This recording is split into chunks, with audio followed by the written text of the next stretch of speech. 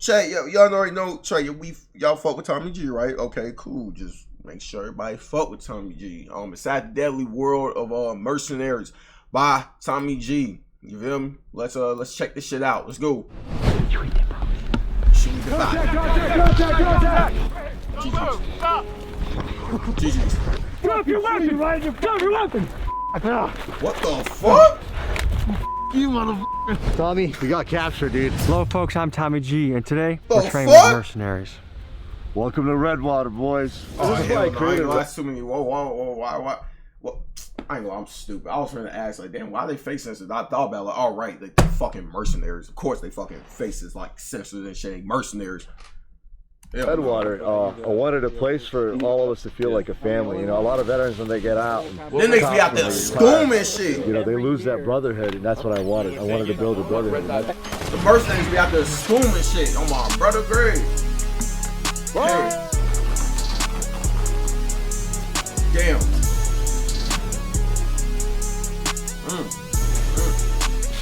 Hey! You like that? Give us the answers that we want! Call your motherfucker, give us answers now! The mercenaries don't be playing, slut. They be out there swimming shit.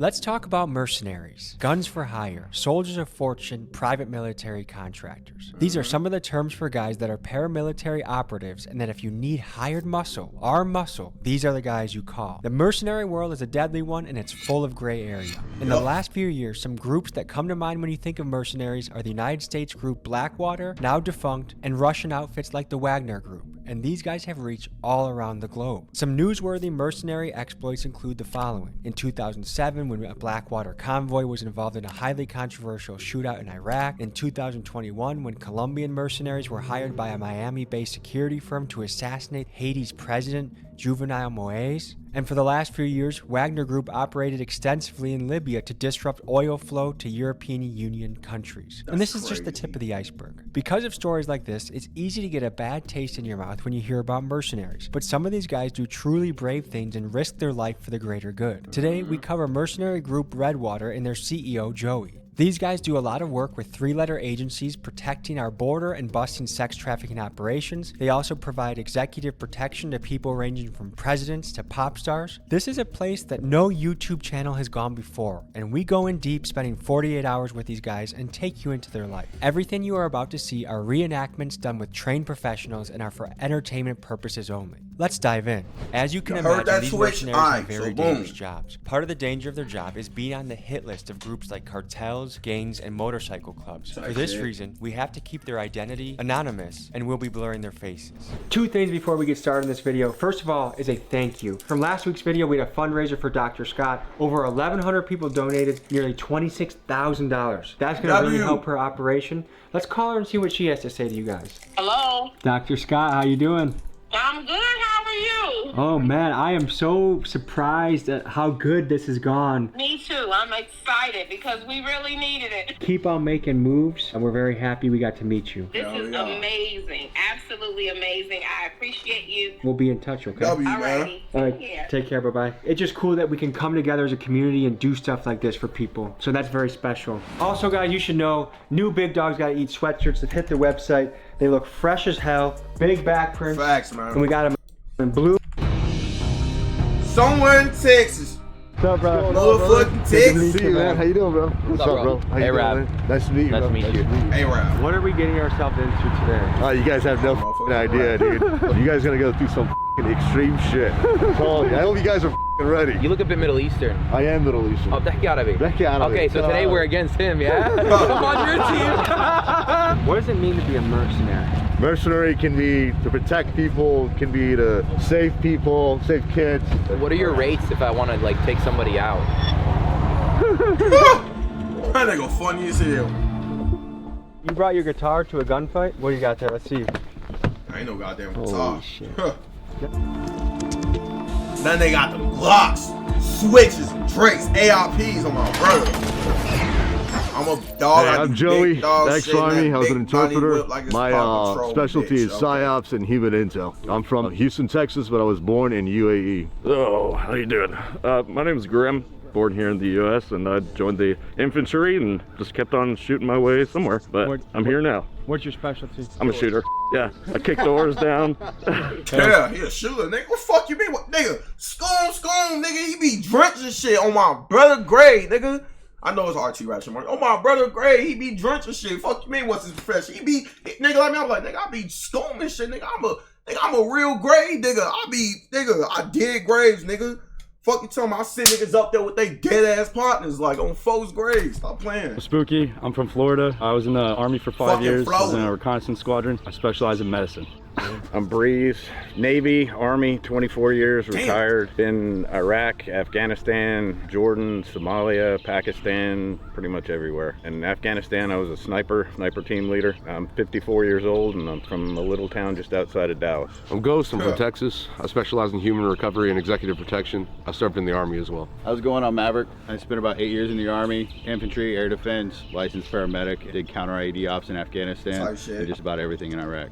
For the first exercise of the day, Redwater is running us through an escape and evade situation. I'm part of Team 1. Our job is to get away from the enemy. Team 2's job is to capture us. In the real world, when you get captured, that can lead to interrogation, torture, and death. Here's how it Phase went. 1, escaping the enemy. All right, here we go, We're Jack. trying to escape from enemy forces. Yes. What do we have to be thinking about before we start this? Try and stay alive as long as you can. In a real life situation, we'd be waiting on an evac, so someone to come and pick us up. The goal is to try and survive them, get away from them as long as you can.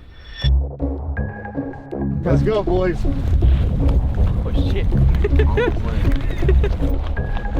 It's all about pacing. If you get tired and they catch you, it's game over. You still want some energy if you get caught, huh? Yeah. Which way should we go? To the right. All right, let's get it. Have you guys ever had to run for your life before? In Mexico, I was contracting for an agency that I'm not gonna name. I was unarmed. I didn't have a rescue team. I was in a little town called Tynowolf in Guadalajara. It's where the Jalisco cartel operate. And I was in an area similar to this where the woods are. The cartel thought I was a DEA agent. My job was to stay alive until a vehicle came and picked me up and took me to the airport. Hell no. And it was very similar to this, but imagine me by myself, unarmed, running in the woods in Mexico. I thought I was gonna die, dude. All right, so they're gonna think we're gonna go that way. You always wanna think of how they're gonna think, and you wanna do the opposite.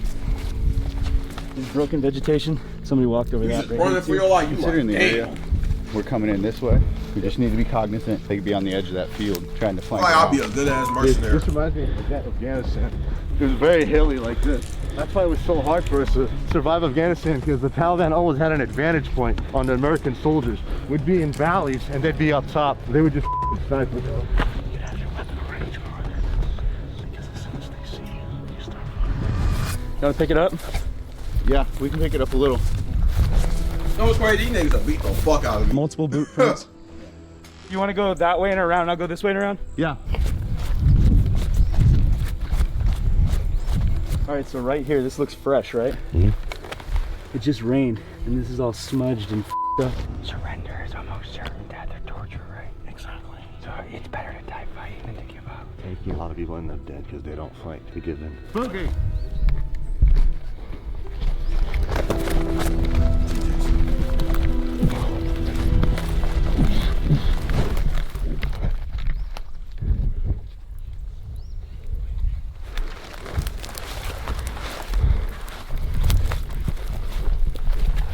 At least how these niggas be scooming shit. Get the out of here. You eat that, bro. Contact! Joy cheese. Stop! Drop your weapon, Ryan! Drop your weapon! You motherfucker! You got him? We got one runner. Oh, shit! It's the Mexican.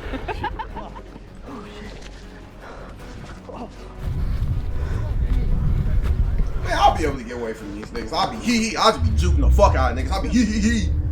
But then they'll shoot my He's over there. There we go. Damn. Uncaptured. Just like that, all it takes is a couple of seconds. One wrong move, and you get caught, and it's game over. Damn.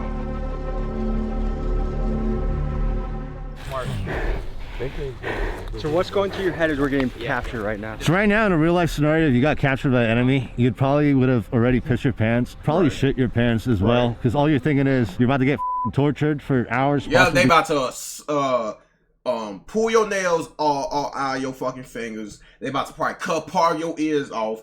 Probably cut your dick off. Probably cut your toes off, your fingers, until you give up whatever information they want out of you.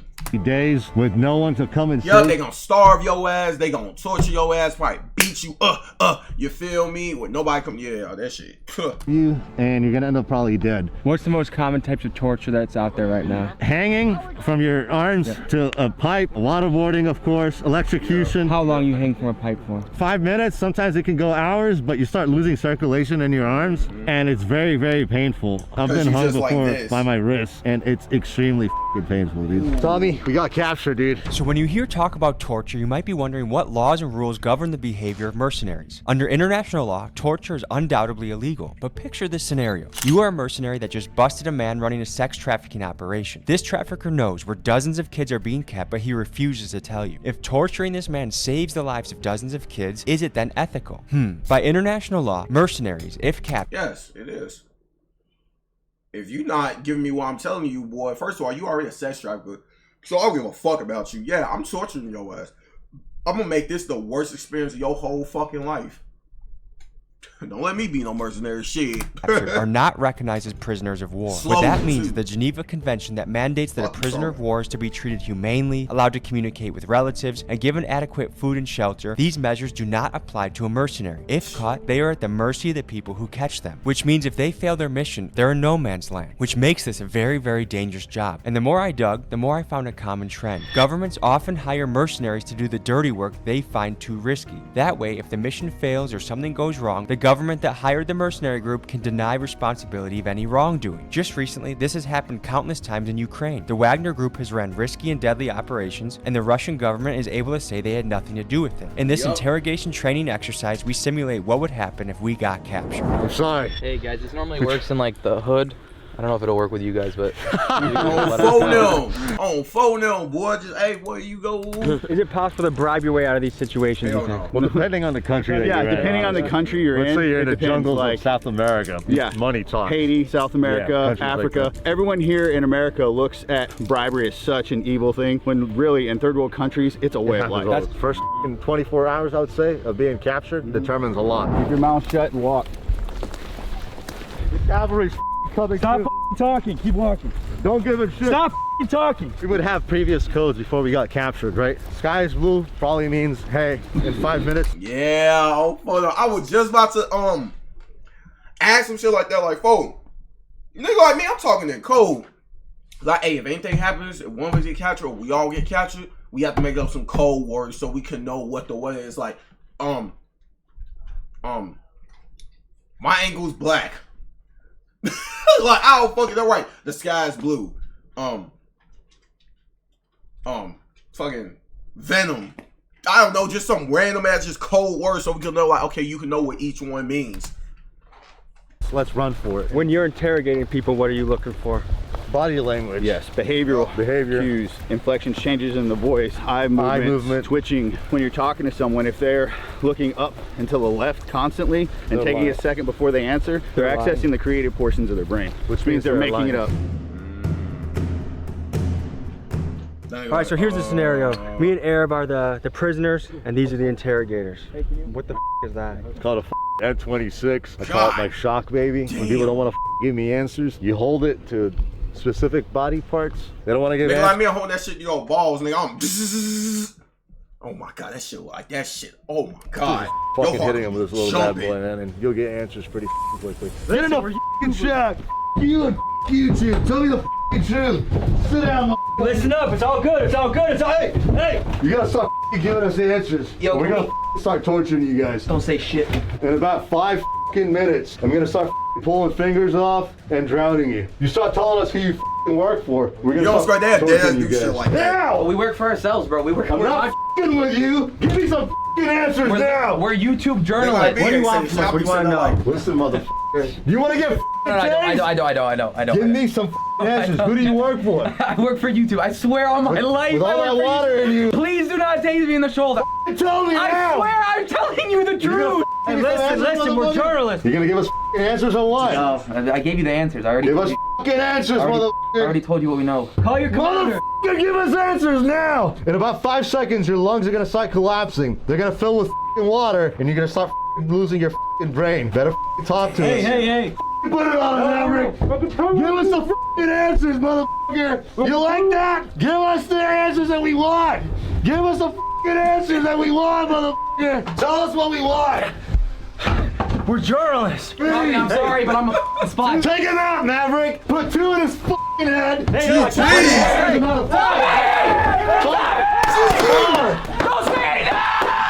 He's done.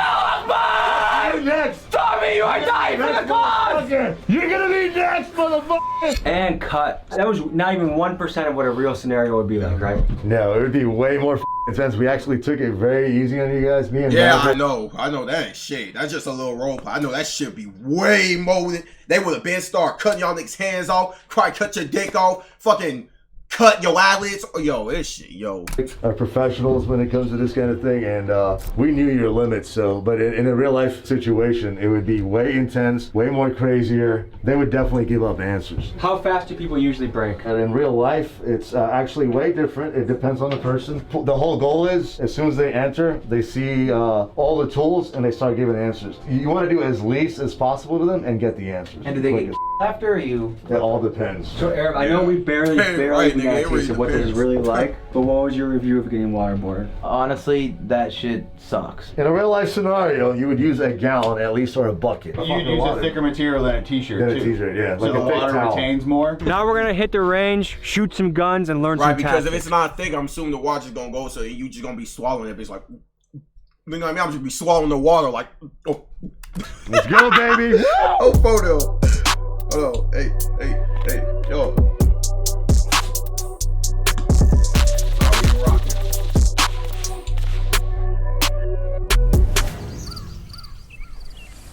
I was gonna go to the Afghanistan, I pushed you out last minute, but is it actually legitimate that, hey, you could potentially go to Afghanistan and rescue someone? Is that something that you guys would do? Yes, any country. Right now, this is only 8 of us. There's a total of 30. There's more too that we don't advertise on the website for legal reasons. The rest of our team right now, most of them are on assignments. How much does that cost? If I get captured in Afghanistan and I want to hire a team of what, 6 of you? We'll sit down, we'll talk with them, and then we agree on a price. But that's how it usually goes, man. Obviously, we're not gonna charge as much for a little girl than like a politician that we know is bad and he shouldn't have been there, but he's still fucking captured. That's a different story. Okay. You know? It's $50,000 to $100,000. You're thinking usually like your beginning stages because it's going to take a few grand just to even get the ball rolling. So an operation could be anywhere between like 200 to 500,000 on average if it's a deep place. Like big politician, it could cost $1 million. And most of your work now, what are the majority of your clients look like? Pretty much anybody, as long as you're not a criminal or drug dealer. CEOs, public figures, actors, musicians. Yeah, but is a good chunk of what you do right now on the border busting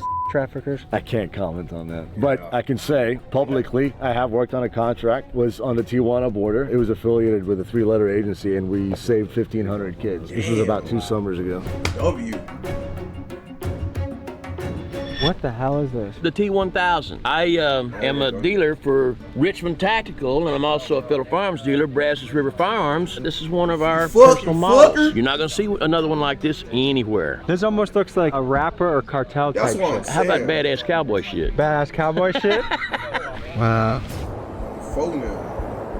When you guys are operating, what are some essentials you need to be packing? It varies based on the mission. There's something called covert and overt. On a protection detail, I'm going to be dressed like my client or like the area I'm in. If I'm protecting, a rapper and everyone around me is wearing hoodies and baggy pants and tennis shoes, that's what I'm going to be wearing. With the CEO, I'm going to be wearing a buttoned shirt, nice slacks, good shoes, whatever I can to blend into my environment. If that's more of a covert. In an overt like this, plates are showing, I've got mags, exposed. It all depends. Like Just recently I went to LA, Atlanta, Philadelphia, and then New York with this client that I work for. Okay. He's a rapper. His father is a very high profile fashion mogul. Have you ever been in a situation where you thought you were gonna die? Yeah, that's why I got Purple Heart. I got blown up. I got my right knee completely blown off. Damn. I took a piece of shrapnel into my arm. It cut my bicep, came out the top of my shoulder, and I caught a piece in my head. Where was this? Afghanistan. This is why I created Redwater. I wanted a place for all of us to feel like a family. You know, a lot of veterans when they get out,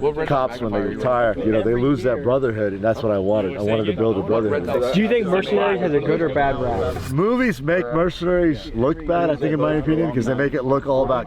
But there's way more than that, man. We all have families. We all have lives. You know, we love, we bleed, and we laugh. You know, as corny as that sounds, but we're human at the end of the day. People in the places you're operating, they also have families and they laugh, right? So from my perspective, it's the same perspective as the guy shooting it. It's either me or him, dude. Whoever acts on it first is the one that stays alive, and this is the way it is, man. War isn't fair. Joey said war isn't fair, and he's right. Throughout the ages, people have used mercenaries to try and tip the battlefield into their favor. The earliest evidence of mercenaries being used to help win wars dates back to the times of the Egyptians. When you read through history, you'll read about Swiss, French, English mercenaries sprinkled throughout wars in the Middle Ages fighting for kings and dukes. And in fact, for the United States to gain independence from the British Empire during the Revolutionary War, we had to overcome some 30,000 odd German mercenaries called Hessians that the Brits hired to try and crush us. When I imagine how scary and dangerous it must be to be in war, whether it be with a sword in the Middle Ages or with the high-powered bombs and guns of today, it amazes me that people are willing to become mercenaries. Knowing that if I ever get stuck in a dangerous place, that Redwater would launch a mission to come and get me and might be my only hope for survival, it makes me appreciate that these men are brave enough to do what they do. And folks, remember, like any profession, you have your good and bad people. Whether we talk about priests, doctors, businessmen, or mercenaries, there's good and bad in all professions. Well, shall we get shooting? Let's do it, man. Hey, 3 cheers for Hillary Clinton. That shit.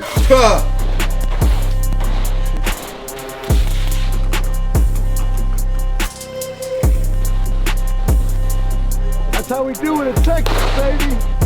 Has anyone ever ran out of ammo in a combat situation? Yes. Luckily, there was a helicopter that came in and took out the targets that we were shooting at. We did a raid on a house of a high-value target. Before we hit the house, we had artillery guys shot up loom rounds because it was like 2 o'clock in the morning. They shot loom rounds over the house before we hit it. And the shells from the loom rounds, the guy had marijuana fields all around his house. Well, the shells landed in the marijuana fields and they caught it on fire. After we got him out and got him back and we were waiting to get picked up, we were all sitting by the field and all the smoke from the field. Oh shit, these niggas. Don't tell me these niggas got high as hell. These niggas smelled that shit, they got contact high. They're like, oh shit, what the fuck? They probably said that just I know we're like, yo nigga, I feel good as hell right now. All like bunched up right behind by where all the smoke was coming in, and we got on the radio. We're like, "Hey, you might want to wake the cooks up, man. We're gonna be a little fucking hungry." These niggas got contact high, boy. That's funny as hell, boy. They probably just sitting there like, "Damn, why do I feel good as hell right now?" They're like, "Hey, boy, what the fuck, nigga? Yo, I'm hungry as hell, nigga." How long did it take from when you ran out of ammo till you got rescued? Okay, that's nice. So what makes your job worth it? Like, say I'm gonna put myself in the line of duty and do something dangerous and be a mercenary. What makes you say you're gonna do that? Protecting other people is something that I've always wanted to do as a child. Family, friends, and all that. So nigga, just yes! extending that after my military service and being able to do that as a career is fulfilling to me. I think all of us are doing this because we want to help good people. What does this patch mean? Bad people. My message is, you know, yeah, it's cool shooting guns and shit like that, but we need to come together in this country. Right now, we're very divided. You're part of the family now, brother, so thank you for coming, Tommy. I can't rescue you if you get stuck somewhere bad, but these guys can. We got you. Call us. Contact Redwater. Anywhere, anytime. Always f***ing ready. For this next exercise, we simulate what would happen if I were to get blown up by an IED. Here's how you tackle something like that. The fuck? Do that. Protecting other people is something that I've always wanted to do. The hell? Yo, yeah. Somewhere bad. He's a known terrorist. Here's how you tackle something like that. There's a sketchy Lebanese guy. He's a known terrorist. Just watch out, watch out. We gotta hit this mission. We gotta go. Oh shit!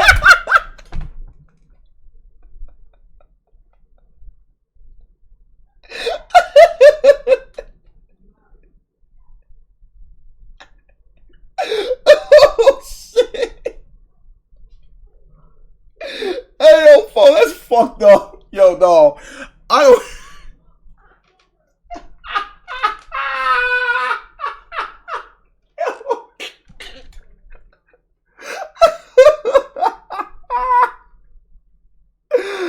Hey, G, that's fucked up. Come on, man. What?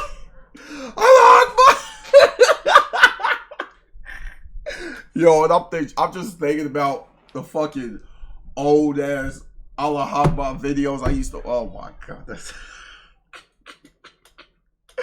Yo, fuck this video, man. That's fucked up. We gotta hit this mission. Hell. Oh shit! Medic! I'm not gonna make it! All right. Get leg! Oh, missing leg. All right. Am I gonna die? So no, because right now I'm putting this tourniquet on. Putting this tourniquet on for you really quick. This is gonna cut off the blood flow to your entire leg. Well, everything. Yo, I'm sorry. That shit. Oh, that shit funny as hell, Scud. Oh my brother Gray, what the fuck? Hell no. Tourniquet on for you really quick. This is gonna cut off the blood flow to your entire leg. Well, everything beneath. 3:15. You gotta get me out of here. All right, we're gonna mark that so that we can make sure we know when the tourniquet was put on. And now we're gonna finish with the blood sweep. We're gonna check this leg up here. Oh wow. Nothing. Then we're gonna check your groin. Oh god. Nothing. Okay. We're gonna check his groin. That has a little bit of blood. Let me see. My dick.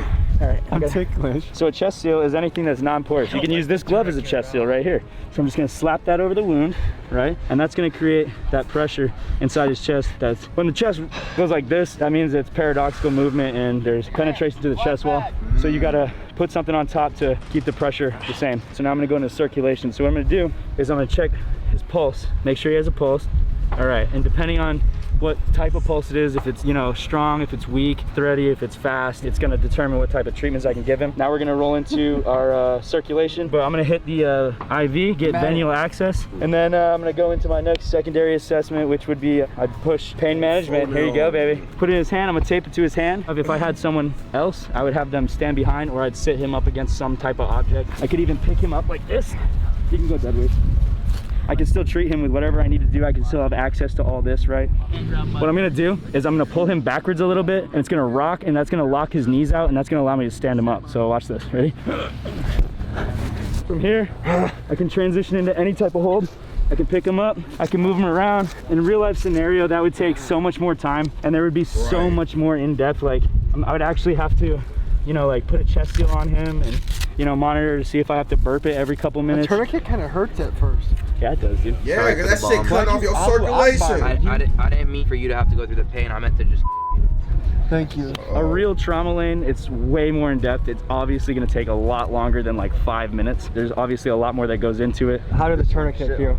It hurt. I was looking at you like, no way you have it on too. Like, it was almost like an impossible pain. Like, I was like, no, take it off. I was like, no, there's no way. The people that say mercenaries are bad guys, get rid of them. What do you say to that? Who are you gonna call when the gang members start taking over your neighborhoods? And the cops are getting defunded already, so just keep thinking about that, guys. And they're already overworked. They're already overworked. So who's gonna come and save you all, right? I guarantee you we have a faster response time than they ever will. Yeah. And we understand that there's ethical, you know, issues surrounding having private military operating in the continental United States. But that is also where we need to be redefined differently. Right. We're not running high-risk operations like we would in Iraq as a PMC. We would be assisting police officers in capacity of security officers, not combat operations in capacity of soldiers.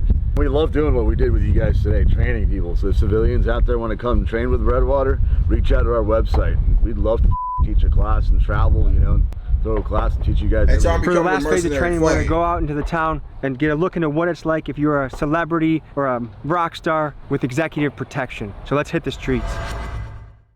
In this next exercise, we have Arab pretend to be a Saudi Arabian prince visiting America on a business deal. We take him through a crowded food court at a Houston mall and let Redwater show us their skills. Let's see what happens.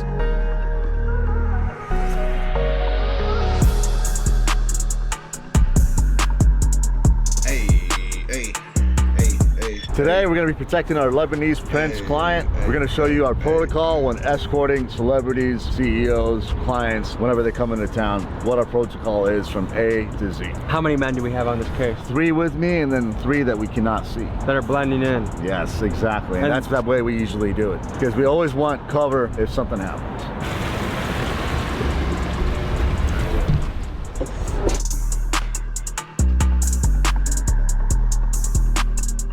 Okay, so what are we currently looking for right now? Obviously, we're always going to attract attention to the client. You want to see people that usually have extra clothing that doesn't fit the climate of the environment, like a heavy jacket or something. Usually that's a sign that something's off and maybe carrying a weapon or something, especially if the client has a high threat on. Do you have a high threat level on you right now, Habibi? I am an Arab in Texas, brother. Everybody around me here thinks I'm probably wearing vests. And you'll notice there's an agent on each side, 1 behind you and then 1. Always look to the left. Looking up for anything. They tell me in America you have good hamburger. Very good. Can we try good American hamburger? The most excellent hamburgers, Your Majesty. I will be happy to buy you a hamburger. Are you nervous at all right now? No, not nervous. I have good security detail. Top security worldwide. What are you in the mood for right now, sir? Are you hungry or would you like to go shopping? I would like to buy maybe a Louis Vuitton purse for my wife. كيفك؟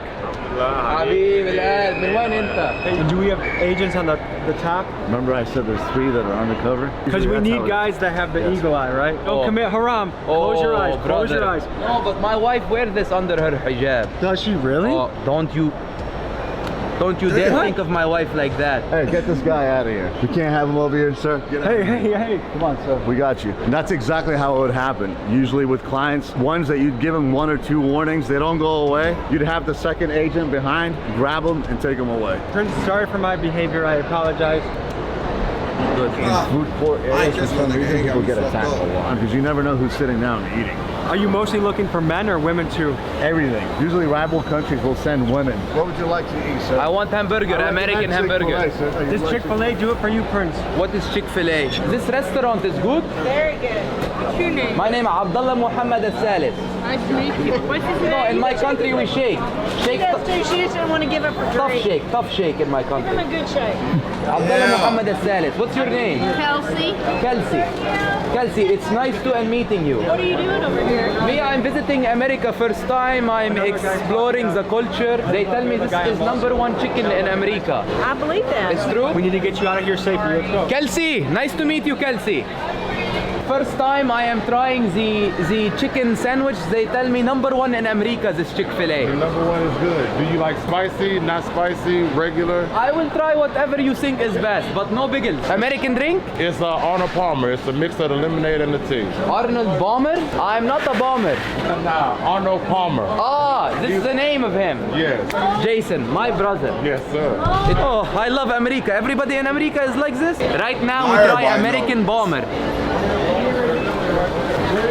Oh, America makes very good bomber. America is very famous for fast food. This is the stuff that makes you obese, and we proudly serve it to you as a guest. Because we spent too much time in here, it's probably better to exit the area because we're attracting too much attention. There's a higher possibility of him being attacked or harassed. So at that point, Habibi, go move location. Habibi, you were wandering like a lost goat. We must get you out of here. There is a beautiful Latina woman behind me. No, that's haram. You have 4 wives. Let's keep it moving. Habibi, 4 wives in the Middle and East, but in the worldwide, I can have as many as I want. I'm a prince. No, that's haram, sir. Let's get you out of here. We were getting a lot of stares in the food court, and Joey received intel that our men were in the mall looking for the prince to take him out. So he made the call to extract his client. Extract the prince and go out. Let's get out of here. Would you like an American waffle fry? Oh my God, this is delicious. Excuse me. Thank you, Habibi. This entrance right now is when people usually get attacked. So at this point, I will advance with the other agent. Look to our left, look to our right. Thank you. Shukran. Just need to get in the car. How do you think the mission went?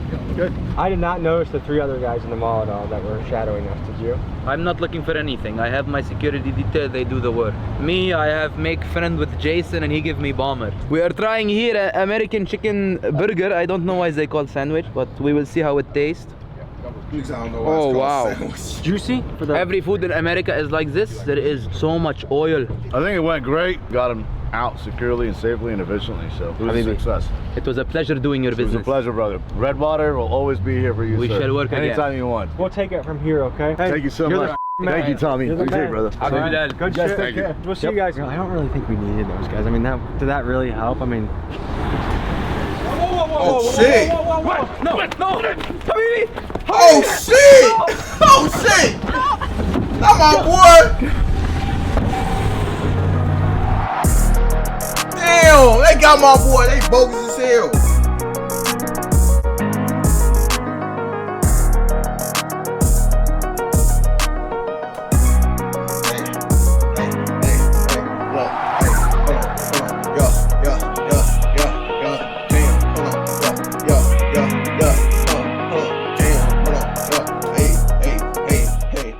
Folks, hope you enjoyed this episode. You want to watch another? WVed, man. You want to subscribe? WVed. Over here. Shout out boy Tommy G, W motherfucking Vidfo. That look, Allah, shit was funny as hell. God, I keep thinking about that shit, folks. WVed, boy. Shout out. This is a real good video. No, like that ass. It's a real good fucking video, boy. Shout out Tommy G with the motherfucking bangers like always.